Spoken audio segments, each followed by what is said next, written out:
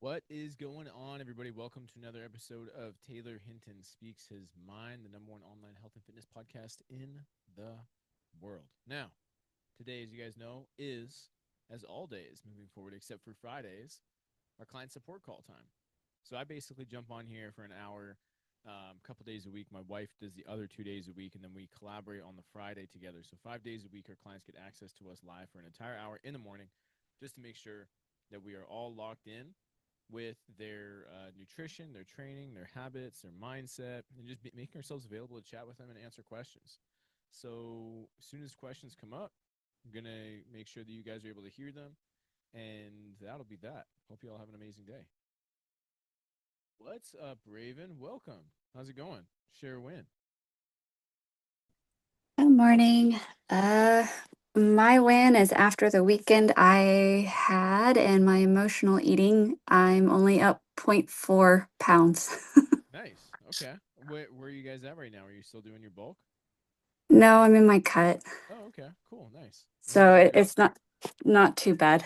Uh, Not too bad. I'm hanging in there. Just rough weekend. Life was lifing really hard and Yeah. yeah, I hear you, dude. Things I happen. think I mean, like nobody's perfect with it. If there's like junk food in my house, then I will likely find a way to eat it, especially when I'm not trying to cut or bulk. I'm just kind of maintaining. Yeah, it's easy to just like kind of snack on things, and if you have an emotional bout, then it can be a little bit harder too. yeah. So like last night I was proud. I like before bed I was like, okay, let me hop on the walking pad and at least try and like hit my steps. Yeah, Like good. I didn't go over too crazy on my calories. I'm like, let me get my steps. I had to keep pushing my workout because of stuff and Nice.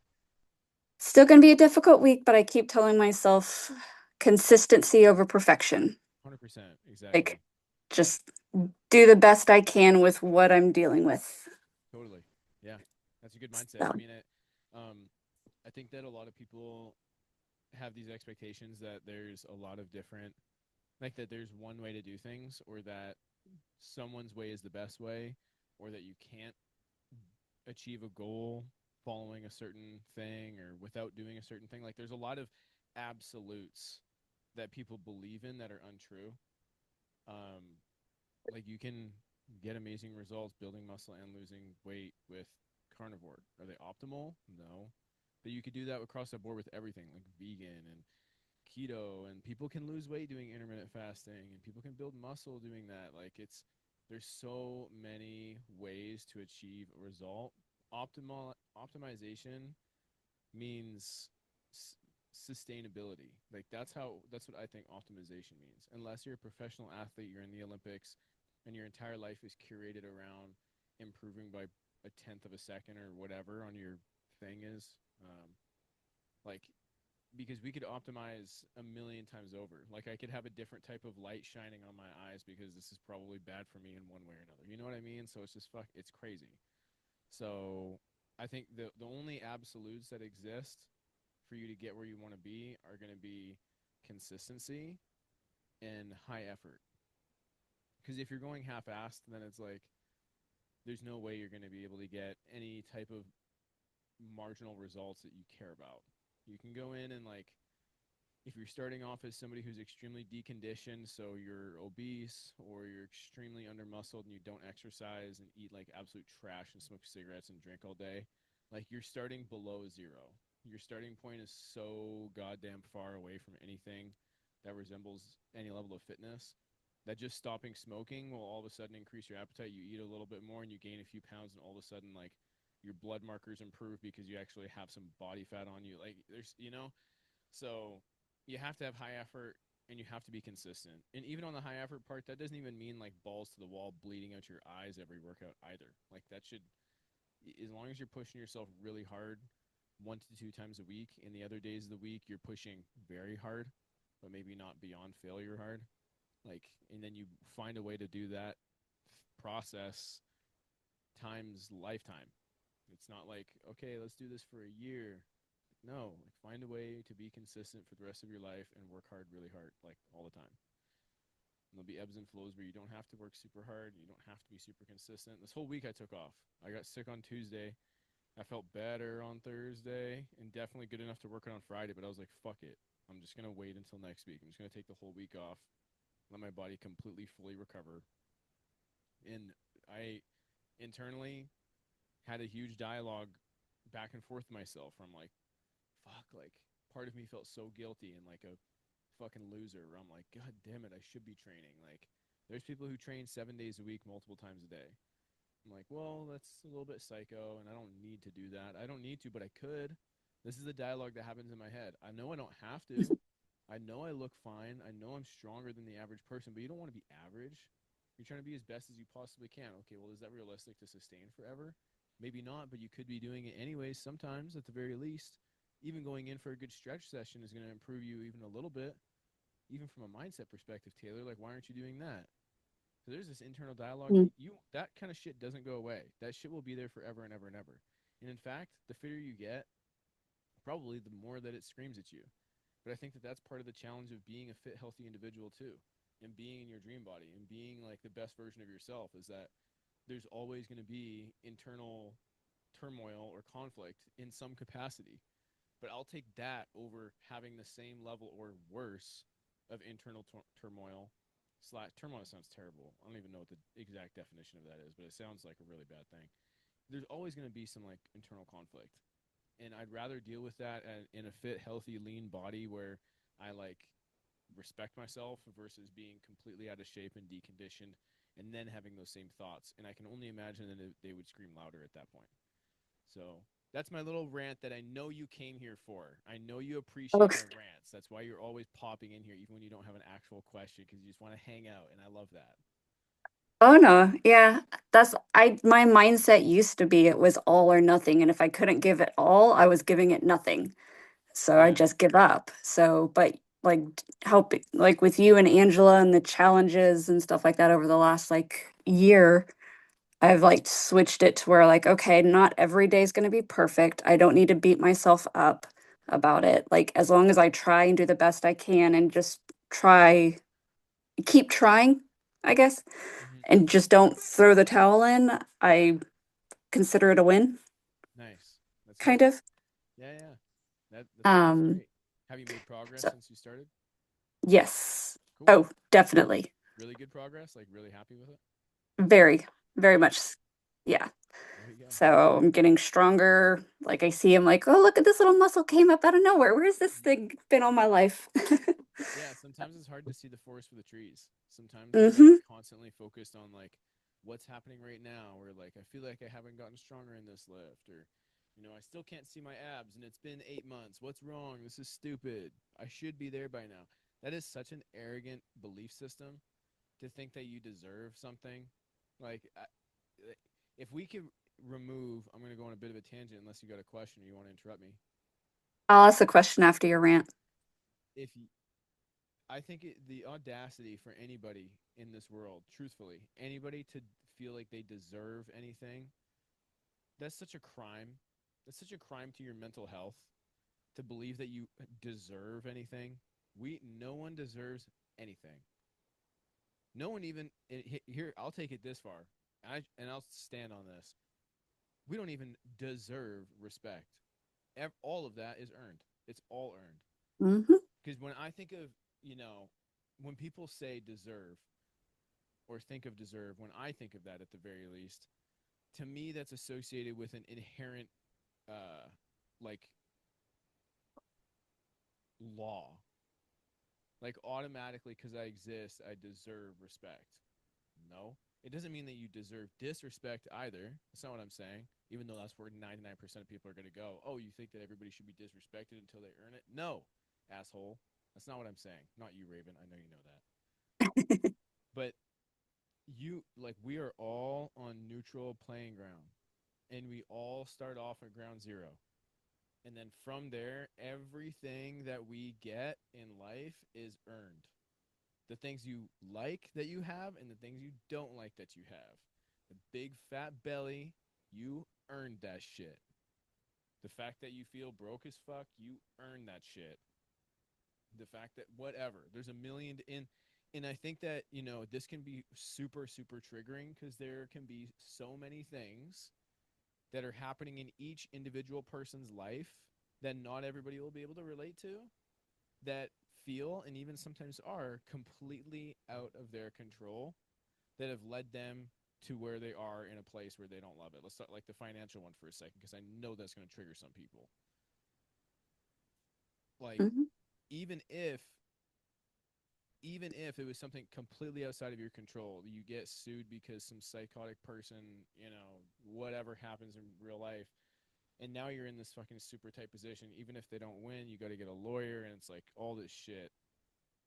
If you just adopt the mentality, and this is I firmly believe this, if you just adopt the mentality that you own that shit, you deserve it, and because when you say like I've earned this, or I take full responsibility or ownership of this, even for things that are like outside of your control, at the very least, what that does is it gives you a sense of power.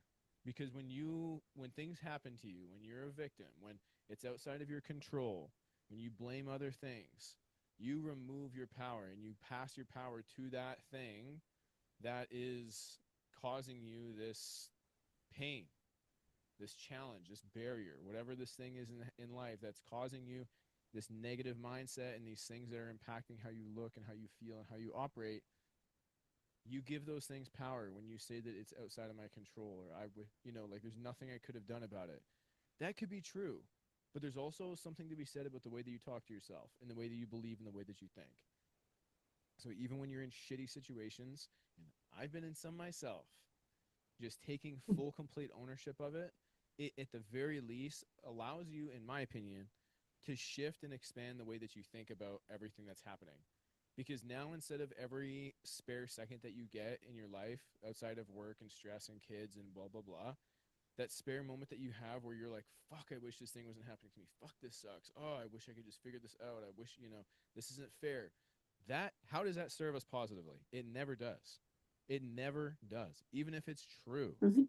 So wipe your fucking brain of any of that type of negative space, and just believe that you own it. Believe that you have earned that. Whatever that thing is, it is all on you to fix it. So you might as well assume responsibility for it, and then at least shift the way that you think. And if you don't have a solution now, you'll have a solution tomorrow. And if you don't have one this week, it'll happen next week, and this month, next month. So it's it I firmly believe in the power of positive thinking. There's an actual book called that too. I wasn't planning on mentioning that, but there you go. It's an amazing book too. Wow, I haven't read that book in a long time. I love it. Now I'm wondering. Oh, I got that in my storage in my garage. Yeah, I got that in my storage. I need to get that book out again. That's a fucking really good book. The Power of Positive Thinking.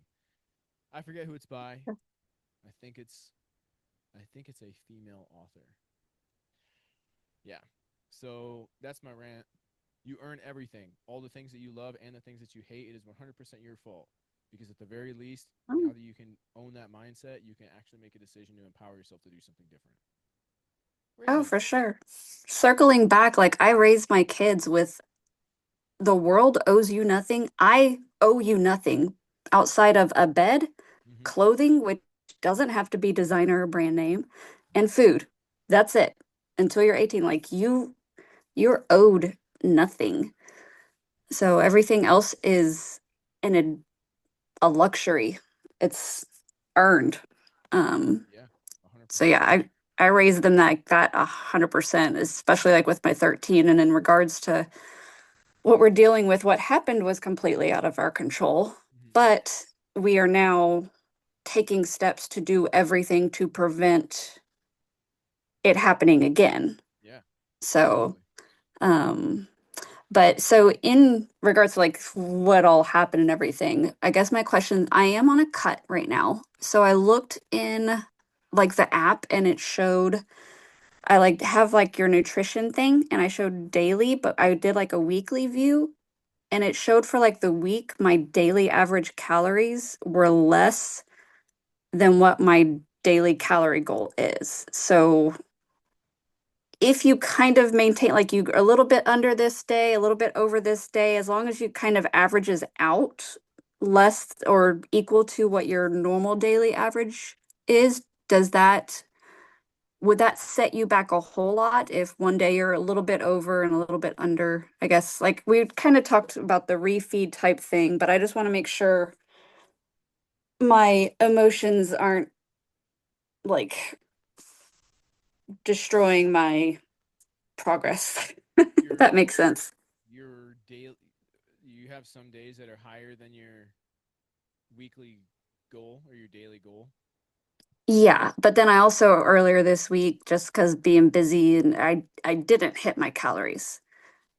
So, when I pull up like the weekly view, it shows like the up and down, the little like graph thing, but it shows like my daily goals 1556. But when I looked for the week, it showed my weekly average. My weekly daily average was like at 14 something. Hmm.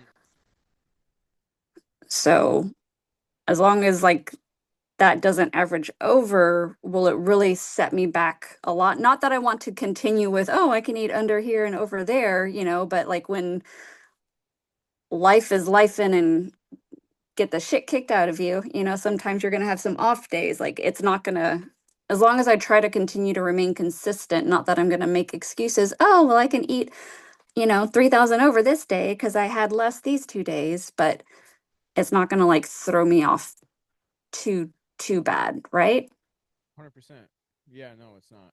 If you have a good relationship with food, then you can be you can be fluctuating your calories on a daily basis. Like there's nothing wrong with that. Okay. Well, yesterday I did not have a good relationship with food. I ate all the chocolate fudge mint cookies. Yeah. um, I was just like, ugh. Okay. That was mainly my thing. I was like, "Ah, I'm in this cut. I have this goal. Like it's in 20 days." And I'm just like, did I just like shoot myself in the foot? And then I got on the scale this morning for my check-in and I'm like, okay, I'm only like point 0.4 over. My gut's not busting out, And like I was you trying to want like some sort of reason a to weight loss. myself, but I don't want to make it like a normal thing in my head of excusing my behaviors, if that makes sense. Yeah, I think you got the right mindset around it. So I think I mean, I know that you're going to be perfectly fine. When did you start your cut? Uh, January like 15th or something like that. I've been Okay, in it for about a month. I have like 2 more weeks on it. got you. So it's been about a month. And what was your weight at the peak of your bulk? Uh, 116, 117. I'm down like 3 pounds, I believe. You're down 3 pounds in 4 weeks, Yeah, about that. and that's including this recent weigh-in where you were up zero point 0.4 pounds. I think so. I'd have to go in the app and look. Sure. And then this like overeating, this just happened yesterday, The Friday, Saturday, like the weekend. Friday and Saturday. Yeah, Friday, Saturday, and yesterday a little bit. Okay. But earlier in the week, I'd been busy and there was like 2 or 3 days where I didn't hit my goals. Oh, so there was days earlier, there was days last week where you were below your calories, and then Friday, Saturday, Sunday you snacked a little bit above. Uh-huh. Yeah, so you are at a net zero in terms of like any damage you could have done. You've lost weight. Like what was your weight this week? This week was 113.6. Last Monday was 113.2. Right. Okay, so you're probably actually at like 130.8 probably or 130. Yeah, you're probably right at like 130 to 131 at this point. Like this weigh-in that you just had right now is after 3 days of being over on calories, Mm-hmm. particularly highly processed junk, right? Mm-hmm. Okay, so it's like sugary, carby foods. Yeah. Okay, every gram of carbohydrates that you consume, it carries with it 3 to 5 mil of water as well. So when you overconsume on highly processed foods and then you weigh in the next day, you've assured yourself the highest possible weigh in that you could get. Like so, Okay. and that's not fat. That's your body holding on to more water because you've had more carbohydrates.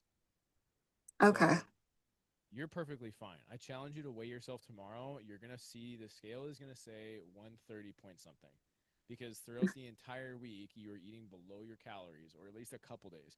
Let's imagine you had like a couple days Um, were on point a couple days were really low, and then 3 days were higher. Mm. I'm willing to bet that you've actually lost body fat over those 7 days, and you just had a little bit of a spike today because you had a bit more carbs the last couple days. Okay. Yeah. Like we're obviously different people, and we have different situations and all that stuff. But like, I find it so interesting for myself when I weigh in the morning and say I'm 179, and then I have breakfast and like 2 liters of water, and then go have a workout and don't eat for like a couple hours after my workout, and then I weigh in and I'm 177. Like I'm down 2 pounds later in the day after having food and water. So like a point 0.4 fluctuation over the span of a week, that's a fucking fart. Like that's not real. That's not real weight. You're fine. Gotcha. Okay. Yeah, sorry. Angela's commenting on my Instagram. She's saying it's 113, not 130. That's right. My bad. Yeah. Yeah, 113. Yeah. So I imagine I knew what you meant.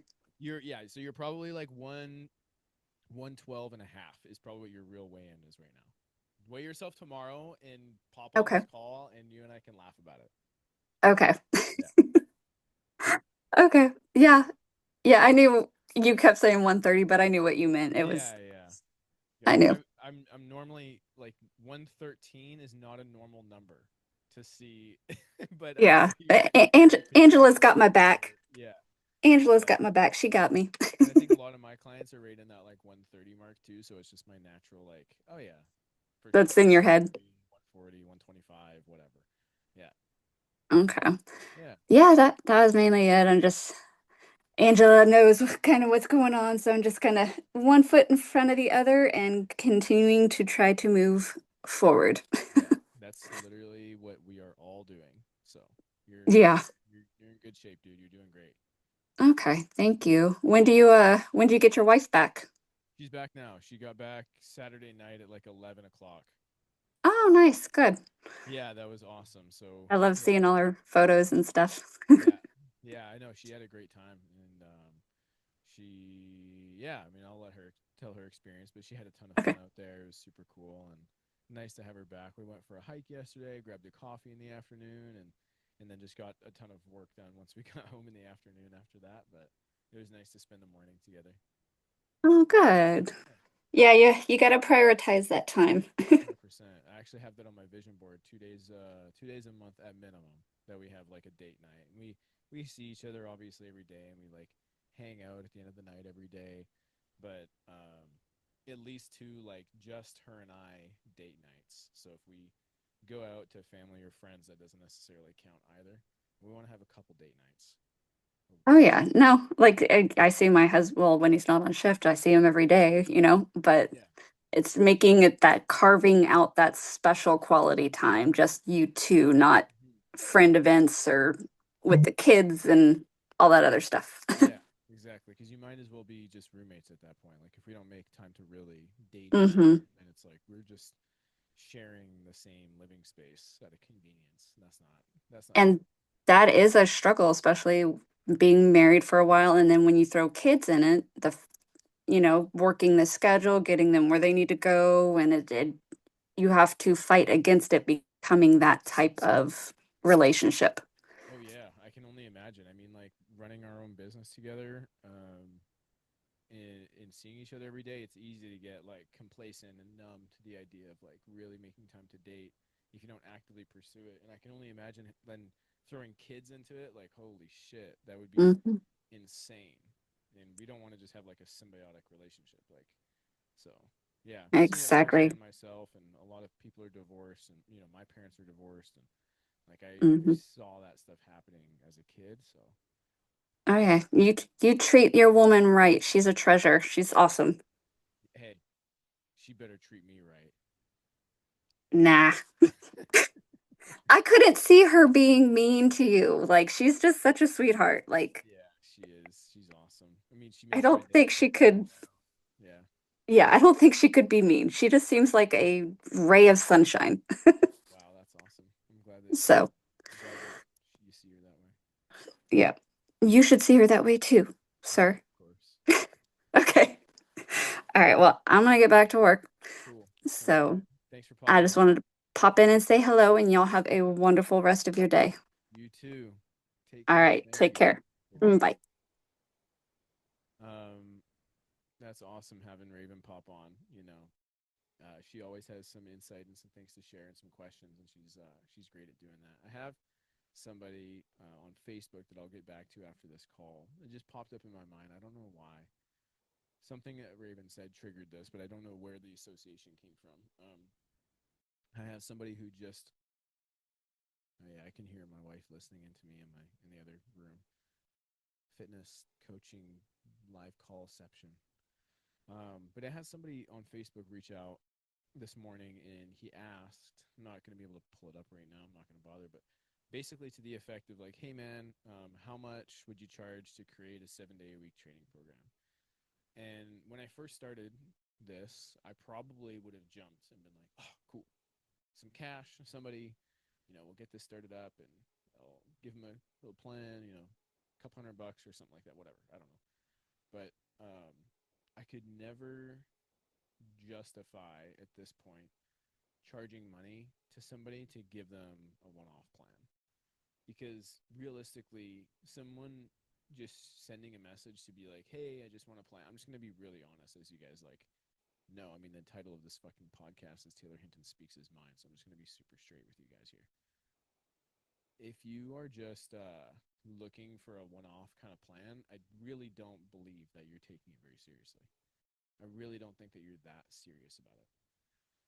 Because if you genuinely only needed a fitness program, then you're probably at the stage in your fitness journey where you don't need to ask somebody for that, because you could either create one yourself using ChatGPT and some really creative and thoughtful prompts, or you're using a program that's worked very well for you in the past.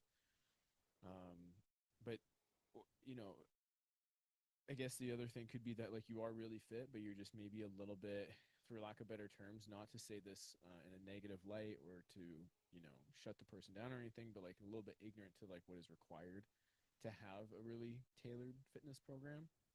No pun intended. But I won't just write somebody a fitness plan, and I won't just create a nutrition or meal plan. First off, meal plans are hilarious. I do not give meal plans to anybody. Um, they don't work. They're not sustainable. It's not a realistic way to live. And it's really, meal plans are created for people with short-term mindsets, people who are really just thinking about the here and now. They're not thinking about how to stay fit. They're somebody who's very short-sighted when it comes to being fit. They don't care about where their health is at necessarily. They just want a very superficial goal as fast as they possibly can. And I just don't support that fundamentally. Like, I want really good results for myself and my clients, and I want them really fast too. And we get them. But there is a due diligence process that has to happen throughout. You have to learn what you're doing and why you're doing it. You have to find a way to keep this sustainable for life. Because what good am I as a coach to you if I just push you super hard for 6 months and get you down 20 pounds or 30 pounds or 40 pounds or whatever, and you look good for some transformation photos, and then 6 months later, you slowly regained all the weight back again? You didn't learn anything. You were just super motivated. And you can get super motivated by like virtually anything. I got super motivated by watching American Sniper. And that's probably why after that movie came out, there was like highest number of, people registering to join the military in like decades or whatever it was, whatever that stat was. I mean, no shit. I mean, I watched it. I was inspired by it too. And, watching CrossFit, like the 2016 Fittest Games or whatever, I forget what it's called, Fittest on Earth, 2016, 2017. If you haven't watched that and you have a perspective of CrossFit of being this like joke or this like not real fitness journey or venture, then watch Fittest on Earth on Netflix if they still have it. Fittest on Earth is a documentary for the 2016 and the 2017 games, and I watched both of them when those came out, and they were so inspiring. I had my perception of CrossFit was just that it's for like skinny nerds who don't want to actually work hard and train and like be consistent and follow a real plan, just do like their own creative little culty workouts that are total bullshit, and super injury prone. And that's also like all the stuff that was being shown on YouTube and Instagram at the time too. But when I watched 2016, 2017 Fittest on Earth, I think it's called Fittest on Earth. Those changed my entire perspective of what CrossFit was. I didn't even know that the CrossFit Games were a thing, which is effectively the Super Bowl for CrossFit athletes. And they were jacked and fast and really, really strong. And they had incredible endurance. I was blown away by the athletic movements that they were doing. The fact that they could lift, like doing 300, 400-pound power cleans, and in the same day doing like a marathon effectively. I was like, what? That it absolutely blew my mind that they were doing, and they would do multiple events in a day. Some of them shorter, but extremely intense. Some of them very, very long, taking multiple hours at a time and completely burning out their central nervous system. I was absolutely blown away by what they do in CrossFit. So, how did I even get here? I don't know.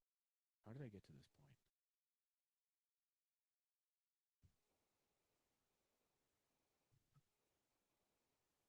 I don't know. I wanted to talk about somebody who was asking me about a fitness program. I you I just don't believe fundamentally in creating like a one-off meal plan or a one-off fitness program. Um, you're gonna be really upset with how much I would ask if I ever did that, because it won't be $50. Um, and I wouldn't do it even if you agreed to pay $300 or $400 or whatever for it, which you wouldn't, because you would say that's retarded, that's insane, and I get it. That would be a lot of money for a one-off plan. But the reality is that there are free one-off plans everywhere in the world. In fact, I have a free plan, a 12-week plan, not even a 7-day week plan. I've got a 12-week plan that you could follow absolutely for free. And anybody just asked me on Instagram or Facebook, and I've put out, prompts and stuff like that about about it and stuff, and I'll send it over to you, like whatever, if you really wanted one. But what you really need if you're trying to achieve a specific fitness goal is you need to not just have a plan and not just have the nutrition, the macros, because again, you want your macros done, you want me to tell you how much to eat, I'll do that for free as well. People get coaching, at least from me, not for workouts and macros. That is so surface level. That's Neanderthal shit. That's the basics that are non-negotiable to get you from point A to point B. But if you and I both know that, and I'm giving away for free that information, don't you think that there's probably a little bit more to you getting and keeping the results that you want for life? How would I be able to operate this business if I was just giving away the most important things for free? They're not the most important things. They're the most tangible things, because we know that if you do the plan and if you eat the food, you'll get the results, but you don't have the results yet, and that information is free. So clearly there's something else that's missing. It's the execution, it's the mindset, it's the identity shift, because you've constantly had something come up that's thrown you off your path, and then mentally you aren't able to switch it back on. You're constantly on and off and on and off, and you think that if you just pay for something then you'll stick with it, and that's not the case either. Learning how to navigate those situations, learning what progressive overload actually looks like. It's not just push, push, push, push, push all the time. Taking calculated, measurable steps in designed, intentional deloads. Increasing your food at certain times, decreasing your food at certain times. And it's not just simply a matter of like every 8 weeks we're going to decrease your food, or every 8 weeks we're going to give you a refeed. How are you feeling on a weekly basis? How are you navigating through those situations? What's your recovery like? What kind of strength periods have you hit in the last while? What are you missing in your diet consistently? Why is my client Alex still drinking orange juice every single day when he's 300 calories over his diet, when I keep telling him to stop doing that? Why? There's little quirks and things that you're going through that you haven't even addressed. You're in a stage right now, if you're asking for a fitness program, you're at the stage where you don't know what you don't know. You think that getting a workout plan is going to make it better. Workout plans are free, dude. They are all free. Okay. So, um, the sustainable change that you're looking for is in the shit that you don't even know that you're missing yet. And that's the reality of it. I, thankfully, have been blessed with a lot of experience as a client and as a coach. I started working out when I was 9 years old, like structured workouts. There was my dad had a Bowflex. Back when Bowflexes were literally like these rods, these metal rods that bent with a cable attachment. You would hang like you could look up like the OG Bowflexes. I was like 9 years old. This is 21 years ago. And these cables would like click onto these metal rods that fanned out kind of like a peacock behind the machine. And there would be like the 50 and the 30 and the 20 and the 10. Oh my God, I can't believe I'm reliving this memory right now. This is crazy. And then you could set the cables a little bit higher on the bench. Now you're doing a press, or you could set them lower and do rows. Like there was a bunch of different things you could do with them. It was basically a full body machine thing, but it was a Bowflex. Like it didn't, the resistance profile was so weird and whatever. But I started using that when I was 9 years old. And my dad had a little door frame pull up bar that we had set up in the living room. And I would go bang out like 10, probably half rep pull ups every time I walked in and out of there, getting like 100 a day or something crazy. And we had the block workouts, the block dumbbell set, basically an adjustable dumbbell set, super sketchy. There was like two metal rods that you'd pull out and shift into the machine, into the block. And sometimes it'd be so easy to get like one block on the 30 and one block on the 35. So you're only like half holding onto one of the weights and you drop it on your toe doing curls. Not that I was curling 35s at 9 years old, but you get my point. I would sit there and do shrugs. And I would do bicep curls, do a bunch of push ups, go on the Bowflex, do a bunch of pull ups. That was like 9 years old. And by the time I was 11, my dad got me a personal trainer. And I would go there twice a week. And I was learning barbell back squats, deadlifts, bench press, overhead press, like all the foundational core movements, all the most essential full body strength movements that you could do at 11 years old. And by the time I was 12 and I was in eight, grade eight, I believe is grade 12 years old.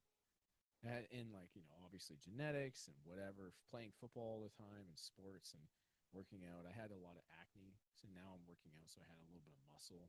So of course at 12 years old, I was told I was on steroids. This is like the beginning of my fitness journey. And from there, I had multiple personal trainers over multiple years. Last personal trainer I had, I was like 26 years old. So it's been about 4 years since I've had a personal trainer. But like, even after all that experience between nine, starting off, first personal trainer at 11 years old, even at 26, I was like, yeah, I'm going to hire and pay for somebody to fitness coach me, you know? And that experience is invaluable. Like when you invest in yourself, not just in a fucking PDF program or a $50 workout plan or something like that, you really like commit to the actual change that you know that you need. Because listen, I mean, you, how many years have you been not where you want to be? And how many times do you think that buying like some $50 workout plan is going to actually get you where you want to go?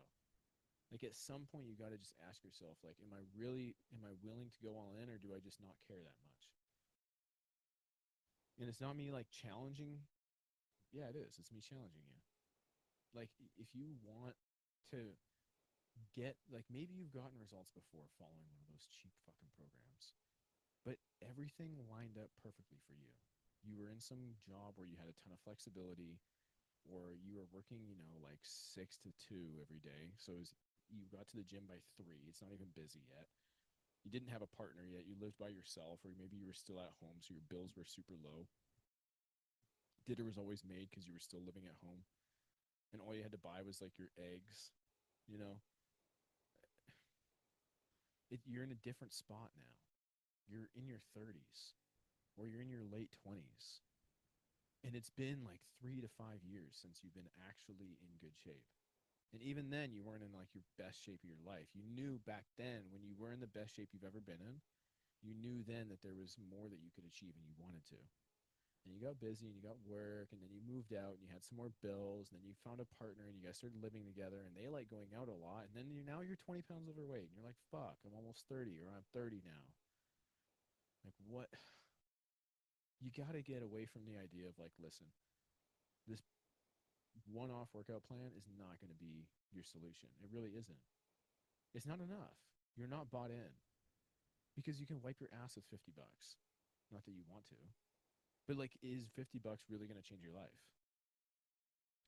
No, it's not. You're not fully bought into it. When you genuinely invest into yourself and you do something that's a little bit scary, and it's like, it's not just a financial commitment, it's a time commitment, not just a day to day, like how much time it takes to do your food properly. And like, it's learning the process and in understanding that it's not going to be 3 months. It's probably going to be a year. It's going to be 6 months before you look awesome. You're down to your ideal body weight and you've put on a bit of muscle and you have better habits. But the real work is like the next 6 months. It's months 6 to 12. That's where it gets so much harder because you're so close at that point. You've done 80% of the work. Visually, you look great, but you don't feel 100% yet. You're like, damn, there's another level. Like, maybe you're down to your ideal body weight, but you can't do a pull-up yet. One of my clients is in that exact situation right now. She's actually a fitness coach. And she's, got a good physique. She's lower body fat. She even has abs. As a mom of two, by the way. But she can't do a pull-up. You're missing a massive component of what fitness means. You've gotten 80% of the work done. You look good.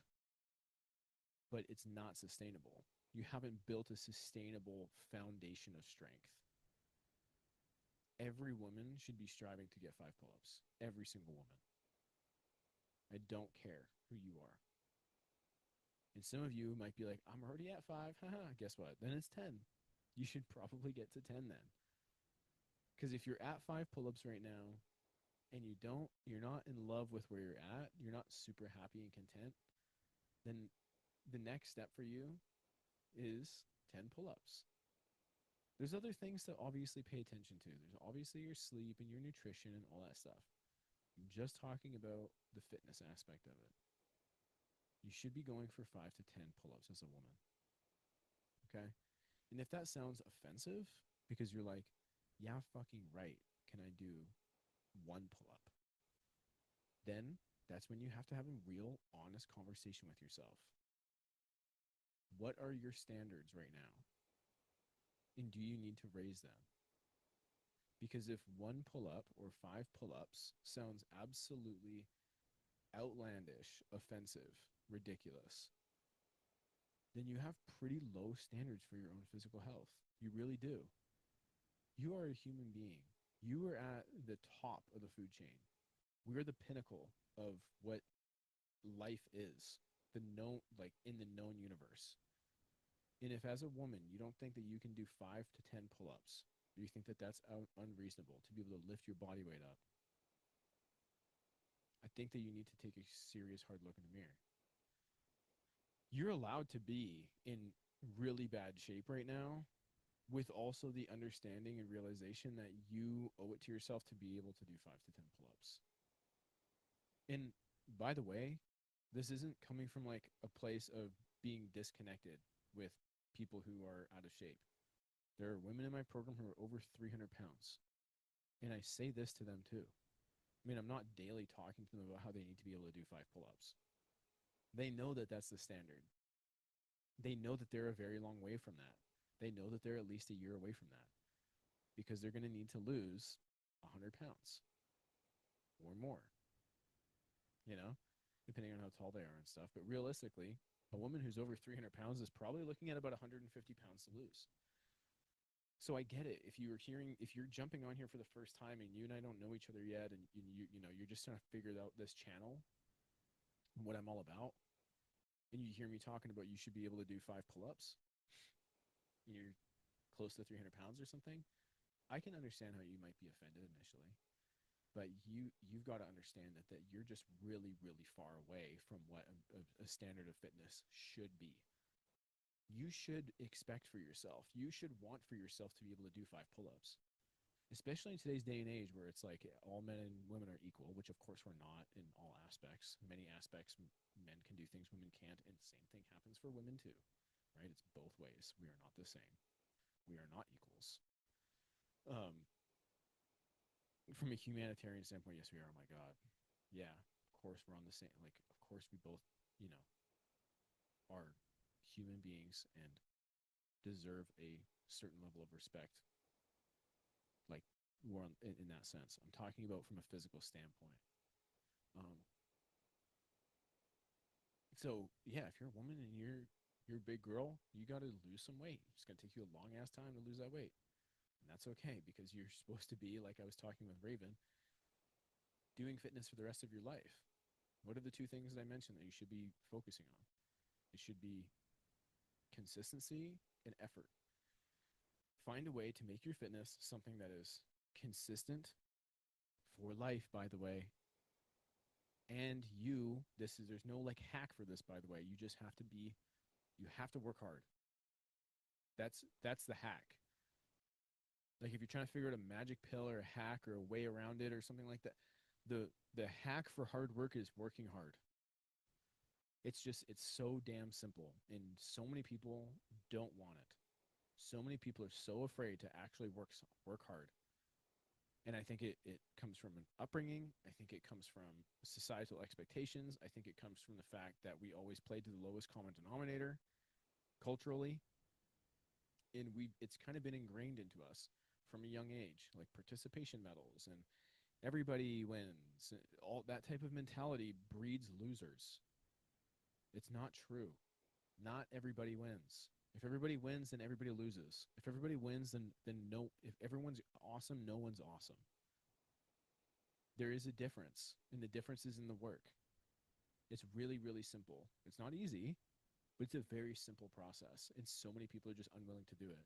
The best part about this is that the standard is so low for you to be exceptional, because most people are unwilling to do the things that are required for a woman to do 5 pull-ups. When I mentioned that in one of my recent pieces of content, I got so much backlash. I was shocked. And there was fit women who were saying this.